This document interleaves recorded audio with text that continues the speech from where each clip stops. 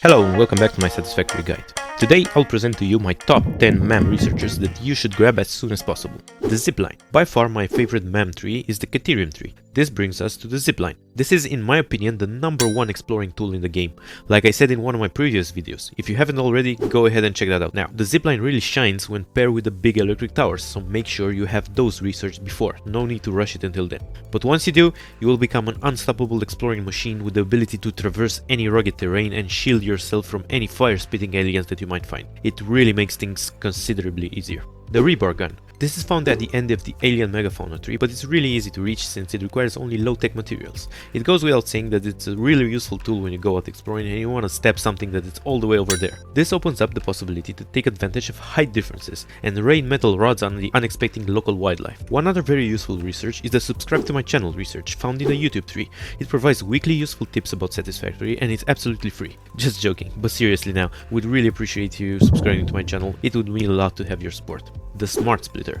One of my favorite logistic handling tools is the Smart Splitter. It's found pretty far into the Caterium tree, but looking at the materials used to unlock, they are not that uncommon, so it's not that hard to reach. Sorting out the items from a sushi belt looks like a perfect use for it, but honestly, you shouldn't be using sushi belts anyway, so the best use for Smart Splitter is redirecting your overflow to a sink to generate tickets and not back up production. So Smart Splitters have this option to configure an output to allow items to pass through only when the other outputs are locked or backed up.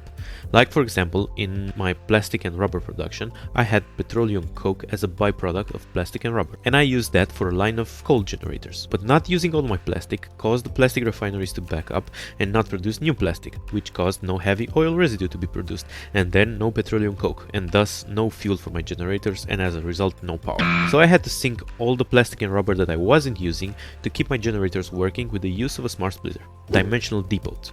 Dimensional depots represent a limited cloud storage space for items that you can access from your inventory whenever you want. The research is found in the alien technology tree and you need 2 Mercer spheres to reach it. Watch my video for detailed tips on how to use them. But the general idea is that you create depots for every crucial items that you can, and then you can access them while exploring or factory building in remote locations. Having the option to wait a few seconds instead of traveling back 20 kilometers just to grab a few items can be a real lifesaver. Bioorganic properties. Found in the alien megafauna tree, this research seems to be a filler node to read something else, but is in fact incredibly useful on its own. This will allow you to create DNA capsules, which have apparently no real use in the game, with a few exceptions, other than throwing into the sink. And brother, let me tell you, they are really good to sink. These give you a whopping 1000 points per capsule when sunk into an awesome sink, and that means your very first capsule will yield you 1 whole ticket. They are really useful to unlock those early on awesome shop items that you might need. Pro tip here, if you have a summer sloop or 2, you can quadruple your DNA capsule output by first doubling your alien protein output and then doubling it again to create capsules. This will yield you an insane amount of points. Production Amplifier. Once you find your second summer sloop, you can start adding summer sloops to machines to increase your production output without increasing the input demand. This works great for constructors as only 1 sloop will double the production. That sounds really good, it's like printing free money.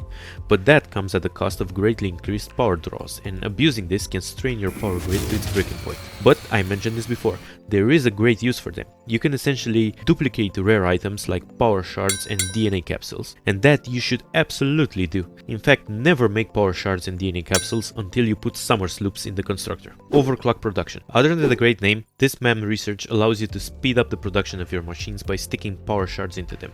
But unlike the summer sloop, increasing the output will also increase the input requirements alongside the massive power increase. Although I don't recommend using it, it can be a real lifesaver in a pinch. But there is actually another great use for them, one that I highly recommend. You can put power shards into miners, and because there is no input to speak of, they will only straight up increase the production at the cost of increased power draw. But the cost is totally acceptable since resource nodes are limited and you can't really place multiple miners if you are out of batches anyway. Turbofuel. I will not talk about all the other fuel types since they are straight up upgrades, but of course you should upgrade to rocket or ionized fuel whenever you can. But when you start using fuel generators, you should absolutely consider upgrading your fuel type. just Turbofuel alone has more than double the energy density of regular fuel. That means you gain approximately 2.6 times more power output from a single oil patch than using regular fuel. The downside, you need to build more generators, so get your quickware ready. Nobelisk Detonator. This is an essential tool to have for two reasons. One, it can be used to clear boulders that are blocking valuable resource patches or hidden treasures. And two, it does a huge amount of damage. And while initial enemies might be easy to beat with a glowing stick, more larger enemies can be harder to deal with even if you have the rifle unlocked. So a few well-placed charges can quickly deal with them. Inflated pocket dimension. A notable and often overlooked mention is the inflated pocket dimension. You should grab that whenever you can. There are actually 3 of them.